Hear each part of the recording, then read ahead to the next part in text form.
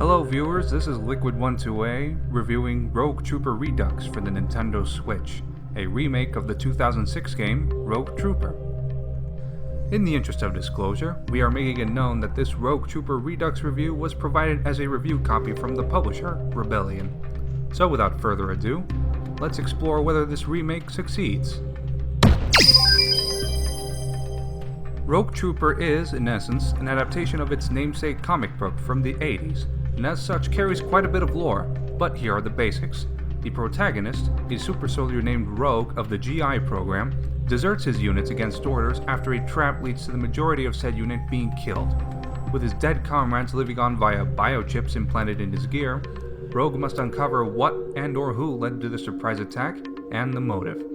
For what it is, the plot is surprisingly sophisticated and is supposedly faithful to the source material, but those details are unimportant for the purpose of this review. For what it is, the plot is okay enough. Rogue Trooper is a third-person shooter in vein of titles like Gears of War, with a cover system, regenerating health, and linear, objective-based levels. However, it does have some unique assets that separate it from the competition. One of these unique assets is the salvage system. Killed enemies can be looted for salvage points, which are used to buy ammo, grenades, health packs, upgrades, and new weapons. This can be done at any time during gameplay, and as such encourages killing everyone you see as well as exploration to find big salvage packets, as well as not making the game entirely mindless shooting.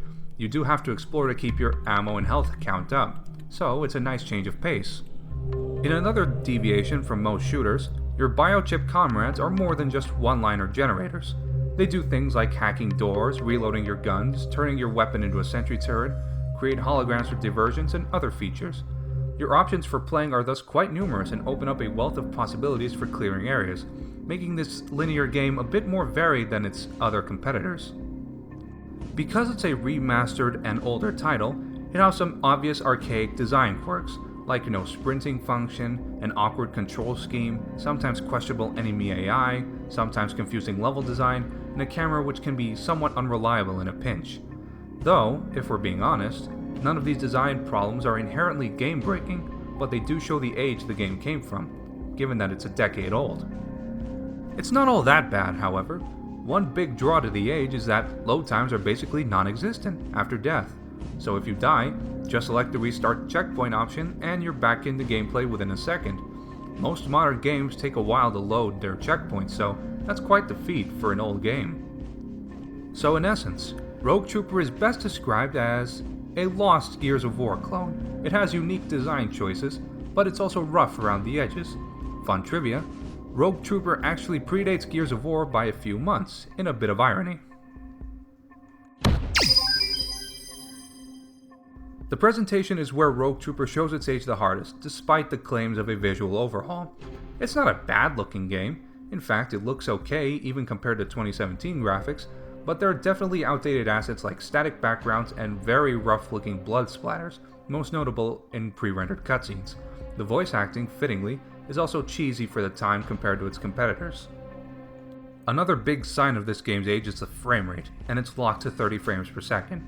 It's quite easy to justify when you're porting consoles the Wii, which this game was once ported to, but not the new and fancy Nintendo Switch, a console capable of doing 60 frames per second gameplay even when undocked. For a remastered version of an old game, it could have been much better, even though, in all honesty, the frame rate doesn't kill the gameplay whatsoever. Rogue Trooper Redux is a fairly competent title on its own. It's certainly aged roughly in some areas, but it's perfectly playable if you can look past its flaws. Beyond the single-player campaign, which can take you about 6 to 7 hours to finish, there's timed mission modes, a horde mode, and some online multiplayer, so there's some replayability to be had after you're done with the story. Fans of the comic book or the original release, way back then, have an easy recommendation, but it's slightly iffy for everyone else, though it's still recommendable as a time capsule of what third-person shooters were like back in 2006. So overall, Rogue Trooper Redux gets a 3.75 out of 5. Let us know what you think of this game if you buy it below. Make sure to like the video if you want to see more, and subscribe to Source Gaming for more news and reviews straight from the source. I am Liquid12A, signing off.